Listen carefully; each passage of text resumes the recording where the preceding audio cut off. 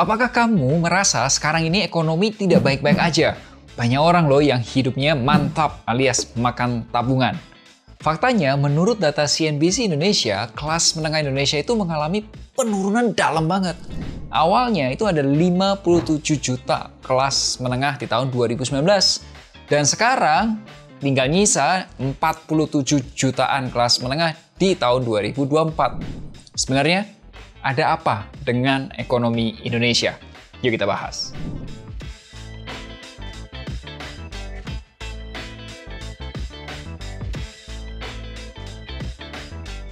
Apakah Anda sudah memberikan pendidikan yang terbaik untuk anak Anda?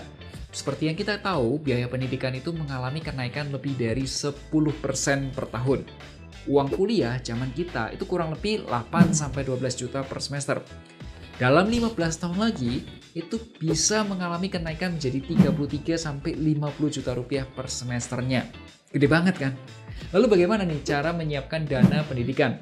Investasi apa yang cocok? Dan apakah perlu proteksi asuransi?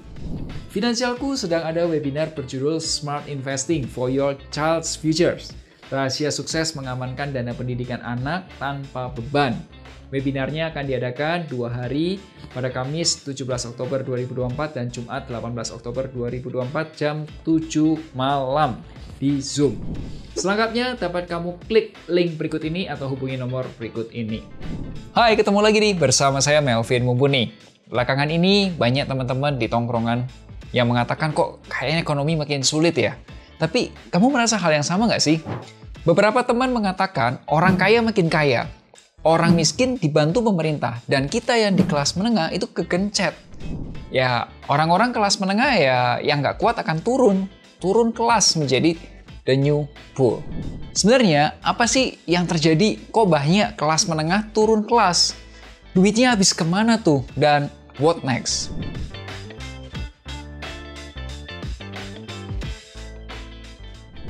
Kelas menengah Indonesia menurut laporan World Bank yang berjudul Aspiring Indonesia Expanding Middle Class adalah orang-orang yang memiliki pengeluaran kurang lebih 1,2 juta sampai 6 juta rupiah per bulannya.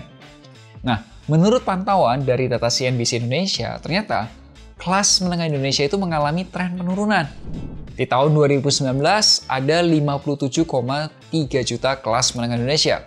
Kemudian terjadi pandemi COVID, ya sekitar tahun 2020-an lah, dan baru pulih sekitar awal tahun 2023. Nah sekarang, di tahun 2004 itu sisa 47 juta kelas menengah Indonesia.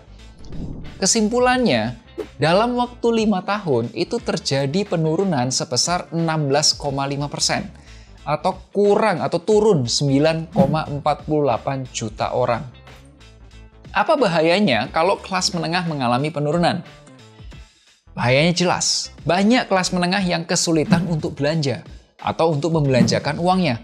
Coba bayangin, jika banyak orang yang mengerem belanja, apa akibatnya? Akibatnya adalah ekonomi mengalami penurunan, khususnya dari segi consumption-nya. Nah, kalau dilihat dari inflasi Indonesia, itu tampak terjadi penguatan di awal tahun, mendekati Pilpres dan Pileg.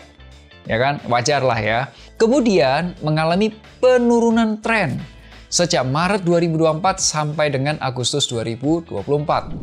Nah, dampak besarnya, ekonomi Indonesia akan melambat dan berpotensi mengalami penurunan, khususnya di variabel consumption. Sampai sini sudah tahu kan apa yang terjadi dengan ekonomi Indonesia saat ini? Jika sudah, boleh kasih like-nya dulu dong. So, sebenarnya kenapa kelas menengah Indonesia turun dan kemana uangnya?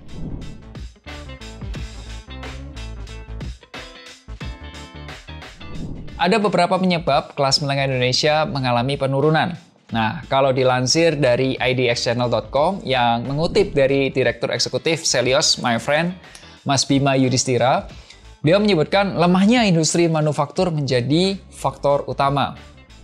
Kalau kita perhatikan di berita-berita, banyak banget nih pabrik-pabrik yang mengurangi jumlah produksi, mengurangi jumlah karyawan, menahan rekrutmen baru, ya, dan bahkan ada pabrik yang tutup. Nah, lanjut diskusi kita. Kenapa kok kelas menengah Indonesia mengalami penurunan? Dilansir dari sumber yang sama, ada 5 penyebabnya. Pertama, tingginya suku bunga bank yang mempengaruhi cicilan rumah. cicilan kendaraan, dan kredit lainnya. Untungnya, sudah terjadi penurunan suku bunga sekarang ini. Selain itu, ada anjloknya kinerja industri manufaktur di dalam negeri. Ya, akibatnya apa? PHK lah gitu. Dan yang ketiga, booming harga komoditas itu sudah kelewat. Sehingga pekerja-pekerja di sektor sawit, di sektor nikel, batu bara, ya sudah tidak mendapatkan kenaikan pendapatan yang signifikan. Keempat, belanja infrastruktur dan investasi kurang berkualitas, sehingga serapan kerjanya kecil. Dan yang kelima, penerapan tarif PPN 11% berkontribusi terhadap naiknya harga barang di tingkat retail. Untungnya, berita terbaru, kenaikan PPN 12% ditunda sementara. So, kemana sih duit kelas menengah? Nah, menurut survei BPS yang dilansir dari CNBC Indonesia, ternyata 41% pengeluaran itu dipakai untuk makanan dan minuman. Dan 28,5% baru untuk perumahan. Jujur sih, saya tuh masih mempertanyakan data tersebut. Kenapa kok nggak ada faktor bayar cicilan? Karena menurut pengamatanku, orang Indonesia tuh uangnya habis di makanan, cicilan, tempat tinggal. Sisanya baru gaya hidup. Kalau kamu sendiri nih, apa pengeluaranmu yang paling boros? Silahkan tulis di kolom komentar. So, terakhir, what next?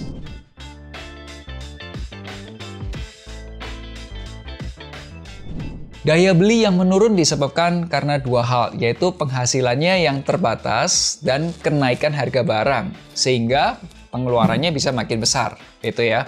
Nah, memang dampaknya tidak terasa dalam 1-2 bulan ini.